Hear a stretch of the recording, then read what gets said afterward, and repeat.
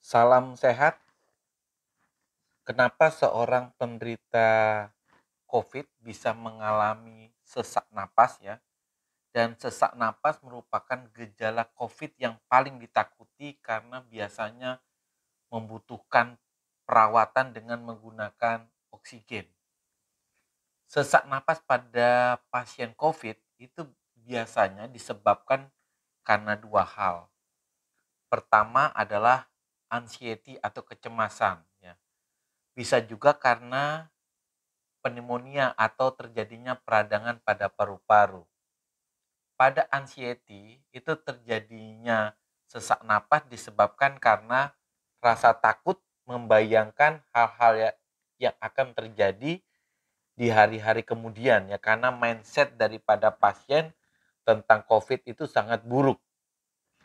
Ciri-ciri anxiety ini di samping gejala sesak, dia merasakan sakit pada dadanya, rasa berdebar, rasa panas pada daerah seluruh dada, kadang disertai dengan perut kembung.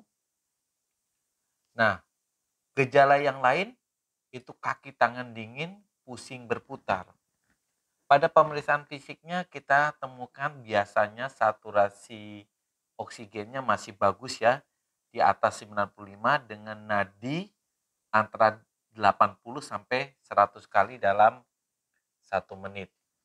Sedangkan pada penderita COVID yang sesaknya disebabkan karena pneumonia, di sini mulai terjadi proses yang disebut dengan inflamasi, di mana lendir mulai mengisi rongga alveolus, yaitu rongga di mana tempat terjadinya pertukaran oksigen dengan karbon dioksida. Semakin banyak lendir yang dihasilkan atau seret jaga mengakibatkan perputaran oksigen ini mengalami halangan. Akibatnya saturasi oksigen di dalam darahnya itu akan menurun. Sehingga semakin berat kasus pneumonia-nya biasanya akan disertai dengan penurunan daripada saturasi oksigennya. Pasien akan merasakan rasa sesak karena pneumonia ini biasanya saturasinya di bawah 85. Kita dapat melacaknya dengan melalui pemeriksaan foto ya. Biasanya kategori pneumonia-nya sudah kategori pneumonia yang cukup berat ya.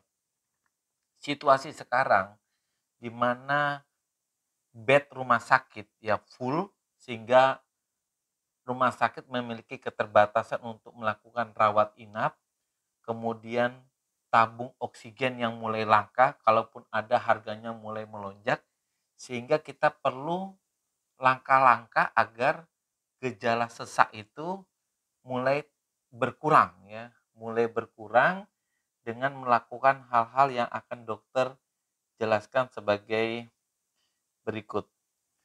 Misalnya kita lakukan yang namanya proning ya. Proning itu ketika kita melakukan didapat saturasi yang turun, kita lakukan latihan proning, yaitu merupakan teknik yang dapat menolong menambah jumlah oksigen dalam tubuh kita di saat kita kesulitan untuk mendapatkan bantuan oksigen dengan menggunakan tabung.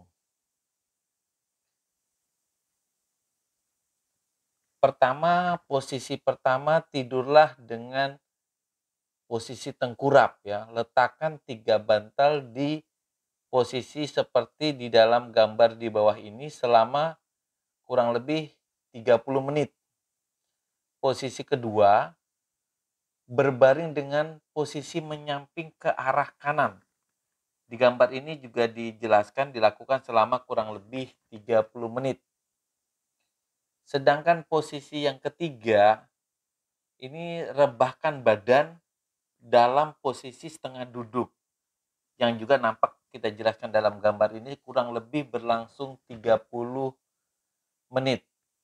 Nah, tes prosing ini kita lakukan untuk apa? Untuk mengurangi atau untuk menambah suplai oksigen ketika kita mulai kesulitan mendapatkan tabung oksigen, sedangkan kita melakukan perawatan di rumah atau melakukan isolasi di rumah. Ketika kita mendapatkan keluhan berupa sesak napas yang mulai memberat ya, itu biasanya tubuh melakukan refleks berupa batuk sehingga batuknya biasanya itu berdahak. Merupakan media atau cara tubuh untuk mengeluarkan dahak atau lendir yang ada pada paru-paru kita. Di antara obat-obat batuk ya yang merupakan pilihan bagi teman-teman yang mengalami radang paru-paru itu adalah pertama yang alamiah ya. Pertama, minumlah air putih. Air putih ini dipercaya mampu mengurangi iritasi pada saluran pernapasan dan memperlancar mengeluarkan dahak, terutama jika kita mengkonsumsi air hangat. Minumlah 8 gelas per hari untuk meredakan batuk ya, dan mampu juga mencegah untuk terjadinya dehidrasi. Buah nanas ini mengandung bromelain yang berkhasiat untuk mengatasi batuk, termasuk batuk berdahak. Sedangkan madu juga dipercaya sebagai obat batuk alamiah yang efektif. Dia juga mampu mengatasi infeksi dan iritasi pada saluran pernapasan sehingga mampu juga digunakan untuk meredakan batuk. Nah, obat batuk yang juga dapat digunakan yang bisa dibeli tanpa menggunakan resep dokter adalah obat-obat yang mungkin pertama ya, obat golongan mukolitik. Obat batuk jenis mukolitik ini berfungsi untuk mengencerkan dahak sehingga lebih mudah dikeluarkan pada saat batuk. Salah satu kandungan obat batuk jenis mukolitik ini yang kita sebut dengan bromhexin ya, salah satu kandungannya. Jadi ada beberapa merek dagang yang berisi kandungan obat batuk bromhexin sehingga ini obat ini berfungsi sebagai mukolitik. Ada juga obat batuk yang masuk kategori ekspektoran ya. Obat ini mampu merangsang mengeluarkan dahak dari saluran napas sekaligus mengencerkan dahak. Obat ini dapat membuat saluran napas lebih lega ya. Dan salah satu kandungan obat yang disebut dengan ekspektoran adalah guanifenesin. Obat batuk yang mengandung bromhexin maupun guanifesin ini tidak menyebabkan kantuk ya, sehingga kita tetap bisa melakukan aktivitas seperti biasanya. Kedua obat ini itu tidak membutuhkan resep dokter di dalam pembeliannya sehingga rekan-rekan yang mengalami sesak napas karena pneumonia dapat dibantu baik dengan obat-obat yang golongan mukolitik maupun ekspektoran maupun menggunakan cara-cara alamiah seperti misalnya air putih hangat, nanas ataupun madu. Jadi rekan-rekan yang mengalami kasus COVID yang lagi melakukan perawatan di rumah ya, melakukan perawatan di rumah di saat seperti ini memang kita akan kesulitan ketika gejala sesak itu muncul.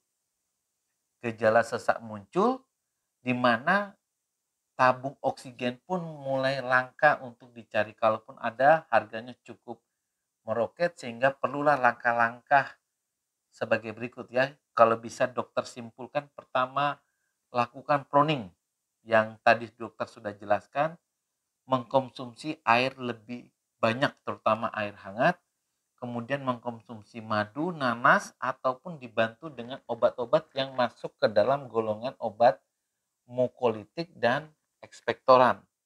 Demikian rekan-rekan topik kita hari ini, bagaimana kita mampu mengatasi sesak ketika kita menjalani isolasi mandiri di rumah.